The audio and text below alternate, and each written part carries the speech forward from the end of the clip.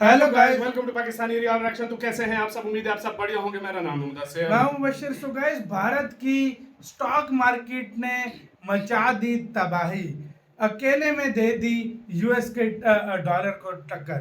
मतलब अकेला यूएस के डॉलर को टक्कर भारत ने दे दी है। ऐसी भाई तबाही मचाई है। क्या हुआ ये सीन, सारा कुछ जानेंगे इस वीडियो के अंदर।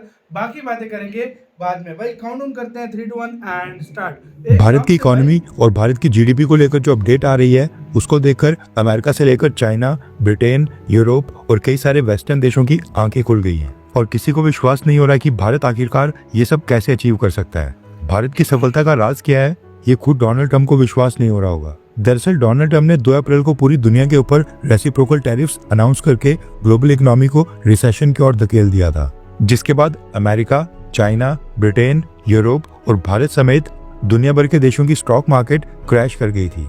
न सिर्फ बड़ी बड़ी कंपनीज के स्टॉक्स बल्कि पूरे के पूरे इंडेक्सेस ही 10-10, 15-15% तक गिर गए थे। एक स्टॉक रेड जोन में आ गया था और ट्रिलियन ऑफ डॉलर्स रातों रात मार्केट से बाहर चले गए थे। मेजर इकोनॉमीज की बात करें तो भारत की मार्केट में सबसे कम फॉल देखने को मिला था, लेकिन भारत की मार्केट भी उस समय क्रैश हो गई थी।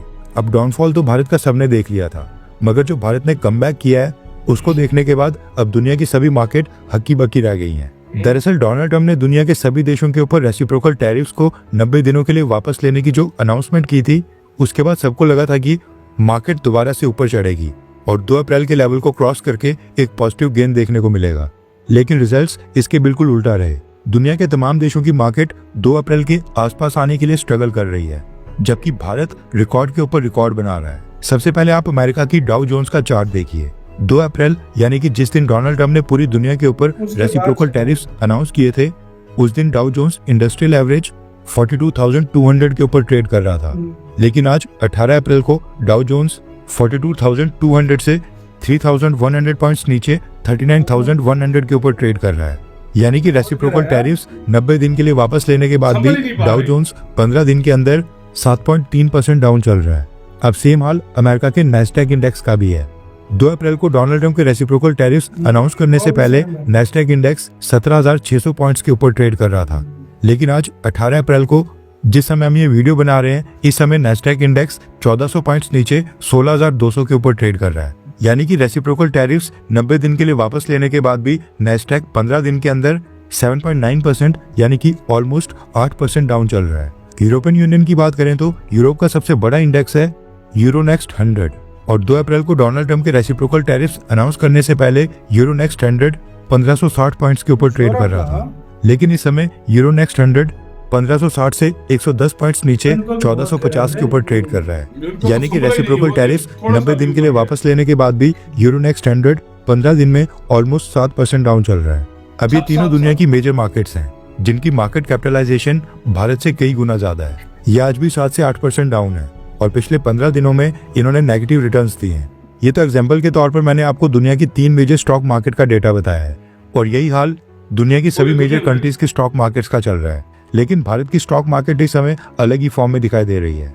अब आप ये भारत के निफ्टी 50 का डेली चार्ट देखें। 2 अप्रैल यानी कि वो दिन जब डोनाल्ड ट्रंप ने दुनिया के सभी देशों के ऊपर रेसिप्रोकल टैरिफ्स अनाउंस किए थे, उस दिन भारत का निफ्टी 50 23,300 पॉइंट्स के ऊपर ट्रेड कर रहा था। लेकिन पिछले कल जब मार्केट क्लोज हुई तो निफ्टी 50 23,850 पॉइंट्स के ऊपर ट्रेड कर रहा था। यानी कि पिछले 15 दिनों में भारत की मार्केट ने नेगेटिव नहीं बल्कि पॉजिटिव रिटर्न्स दिए हैं, 550 पॉइंट्स का गेन।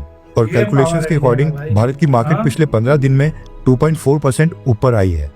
यानी कि डोनाल्ड ट्रंप के रेसिप्रोकल टैरिफ्स अनाउंस करने के बाद भारत की मार्केट अब ऊपर आ गई है। जितना भी क्रैश हुआ था उसको पूरा रिकवर कर लिया है। जैसे ही डोनाल्ड ट्रंप ने रेसिप्रोकल टैरिफ्स 90 दिनों के लिए वापस लेने की घोषणा की, उसके तुरंत बाद इन्वेस्टर्स ने दोबारा से भारत की मार्केट में आकर यहाँ पर बाइंग करना स्टार्ट कर दिया है। लेकिन अमेरिका, यूरोपियन यूनियन और चाइना समेत तमाम वेस्टर्न देशों की मार्केट में जो थोड़ा सा पुल बैक देखने को मिला था, वो इतना स्ट्रांग नहीं है कि उसकी मदद से 2 अप्रैल के क्रैश को पूरी तरह से रिकवर किया जा सके।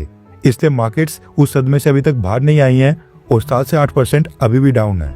लेकिन भारत की मार्केट ने ना सिर्फ 2 अप्रैल के लेवल्स को दोबारा से अचीव किया है, बल्कि 2.4% के पॉजिटिव रिटर्न्स के साथ इन्वेस्टर्स को पैसा भी कमा के दिया है, जिसके बाद भारत की मार्केट के अंदर इन्वेस्टर्स की बौछार लग गई है।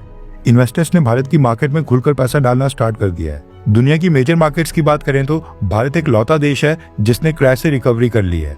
इसलिए डेटा देखने के बाद ये कहना गलत नहीं होगा कि डोनाल्ड ट्रंप के रेसिप्रोकल टैरिफ्स के कारण भारत का बाल भी बांका नहीं हुआ सही है बात और है। दूसरे देशों में फायदा हुआ है। इन्वेस्ट करने वाले इन्वेस्टर्स अभी भी पॉजिटिव रिटर्न्स के लिए तरस रहे हैं। एक समय था जब वर्ल्ड इकोनॉमिस्ट और बड़े बड़े अर्थशास्त्री अमेरिका की इकोनॉमी को स्टडी करके ये समझने की कोशिश करते थे कि आखिरकार अमेरिका की सक्सेस का क्या राज है। दुनिया में सबसे ज्यादा जीडीपी बनाने में अमेरिका ने जो सफलता हासिल की है उसके ऊपर रिसर्च पेपर से लेकर थीसिस लिखी जाती थी। एनालिसिस करके यूएस की इकोनॉमी को स्टडी किया जाता था और ये जानने की कोशिश होती थी कि अमेरिका की सफलता का क्या राज है। पहले अमेरिका के साथ होता था, लेकिन फिर 1980s के बाद जब चाइना को सफलता मिली उसके बाद चाइना के ऊपर शिफ्ट हो गए और आज भी चाइना के ऊपर रिसर्च होती है कि डबल डिजिट में जीडीपी ग्रोथ हासिल करने के लिए चाइना की कम्युनिस्ट गवर्नमेंट ने ऐसा क्या कर दिया जो दुनिया के बाकी देश नहीं कर पा रहे हैं, और चाइना ने world wide GDP growth rate के सारे रिकॉर्ड तोड़ दिए थे, जो चीज आज भी मेजर कंट्रीज के लिए अचीव कर पाना नेक्स्ट टू इम्पॉसिबल है।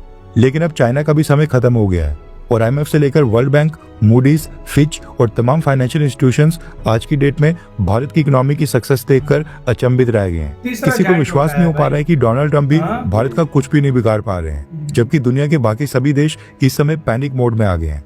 लेकिन भारत दूसरी तरफ नए नए रिकॉर्ड तोड़ रहा है।